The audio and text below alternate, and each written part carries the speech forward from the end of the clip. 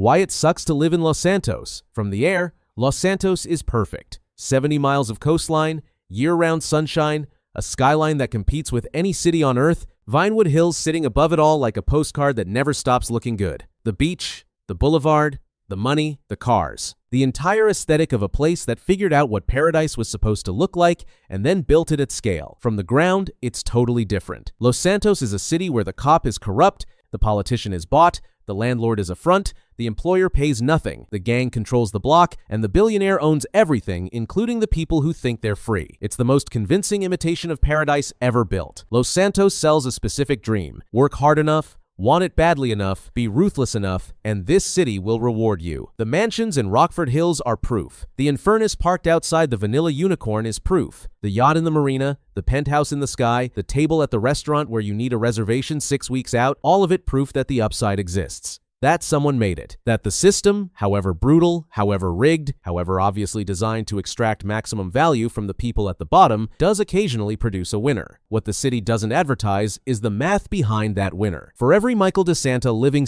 behind a gate in Rockford Hills, there are thousands of people in Davis, Strawberry, and Chamberlain Hills running the same calculation and getting a different result. Not because they wanted it less or because they worked less hard, but because the system they were born into has a different set of rules than the system running Rockford Hills, and those rules were written by people who have never lived under them. The dream is real, but access to the dream is not, and Los Santos is sophisticated enough to keep those two facts from appearing in the same sentence. You see the mansion. You don't see the mechanism that decides who gets to live in it and who gets to clean it. Let's talk about the geography, because in Los Santos, where you live isn't just an address, it's a life sentence. Rockford Hills sits at the top of the city's invisible hierarchy, gated, manicured, a neighborhood where the biggest daily inconvenience is traffic on the way to a restaurant that costs more per meal than a week's rent in Davis. The LSPD patrols it with a different energy than they patrol anywhere south of the freeway. Not because crime doesn't exist in Rockford Hills, it absolutely does. It just wears a suit and operates through holding companies, but because the people in Rockford Hills have lawyers and the police have learned to aim their presence somewhere less complicated. Then there's Davis, where the LSPD presence is constant, aggressive,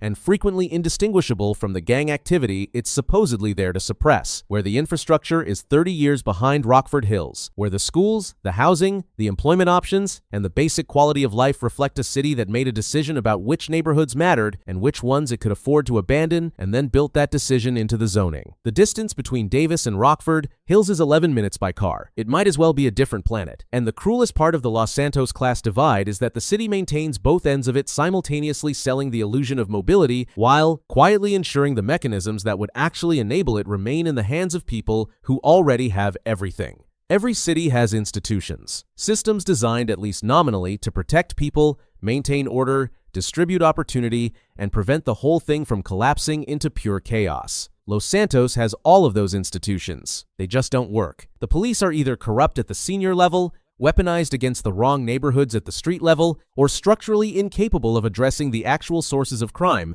because those sources have better lawyers than the DA's office. Frank Tenpenny ran the crash unit like a personal criminal empire for years. Steve Haynes ran Black Ops out of the fib while appearing on television. The institution doesn't investigate itself. It protects itself.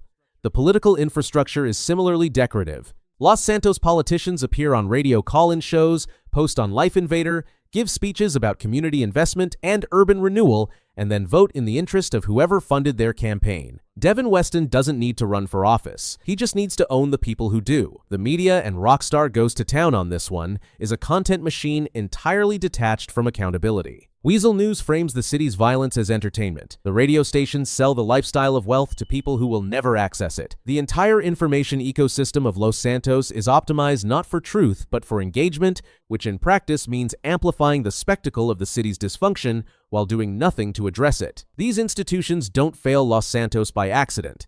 They fail it by design. And the people who designed them live in Rockford Hills. Let's talk about money. Specifically, who has it, who makes it, and what the city does to everyone who isn't in the first category. Los Santos has extraordinary wealth. The Union Depository alone holds enough gold to fund a small country. The real estate market in Rockford Hills and Vinewood operates at a level that prices out entire demographics by design. The corporations headquartered in the Maze Bank Tower, Merriweather, Life Invader, the various conglomerates Rockstar satirizes through radio ads and in-game news generate billions in revenue that flows upward with the efficiency of a system specifically engineered to keep it moving in one direction. At the bottom of that system sits the actual workforce of Los Santos, the people stocking shelves at 24/7, the valets outside the restaurants, the construction workers on projects that will build luxury condos in neighborhoods they couldn't afford to rent a storage unit in. They keep the city running. The city keeps them exactly where they are. And for the people who decide the corner is the only viable economy available to them, the gang members, the street-level dealers, the people running product through Davis and Strawberry, the math isn't irrational. The legitimate economy offered them a minimum wage job with no security,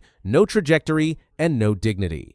The street offered risk, yes, but it also offered immediacy, agency, the feeling, however temporary, of not being at the absolute bottom of someone else's hierarchy. Los Santos doesn't create crime because it's a badly designed city. It creates crime because it's a perfectly designed city for the people at the top. For everyone else, crime is just the underground economy of a place that never made room for them in the official one. Here's where it gets personal. Los Santos doesn't just trap people structurally, it traps them psychologically. The city is so good at performing paradise, the weather, the beaches, the spectacle of wealth on display at every intersection, that it convinces the people living inside its worst conditions that the problem is them. That if they just worked harder, wanted it more, made better choices, the city would open up. It won't. But the performance is convincing enough that most people never stop auditioning. The radio tells you to get rich. The billboards tell you what rich looks like. The television tells you stories about people who made it, carefully omitting the part where making it required either extraordinary luck, extraordinary ruthlessness, or a head start that the city doesn't advertise as a prerequisite. And the people who are 3 generations into the same neighborhood, the same dead-end economy, the same institutional abandonment, they watch the same billboards and listen to the same radio, and wonder what they're doing wrong. Nothing. They're doing nothing wrong. The city is doing something wrong. It was built wrong, maintained wrong, managed by people with every incentive to keep it exactly as it is, and no incentive to change it. That's the trap, not the corner, not the gang. Not the bad choices that get made when good choices aren't available. The trap is a city that looks like freedom and functions like a system. And the system was never designed for the people living at the bottom of it. Los Santos will break you, quietly, efficiently, without ever admitting that's what it's doing. It will offer you the dream with one hand and remove every realistic path to it with the other. It will police your neighborhood while protecting the people whose crimes are larger and better dressed. It will sell you a lifestyle on every screen and billboard and radio station while ensuring the economics of that lifestyle remain structurally out of reach. It will replace you when you're gone and not notice the difference. The cop couldn't win because the system wasn't built to win. The civilian couldn't matter because the city wasn't built to see them. The gang soldier couldn't escape because the exit didn't exist. The gang leader couldn't hold on because the protagonist always comes. All of them, every person we've talked about in this series, were living inside the same city, getting crushed by the same machinery, just from different angles and different distances from the top. Los Santos isn't a bad city because it's violent.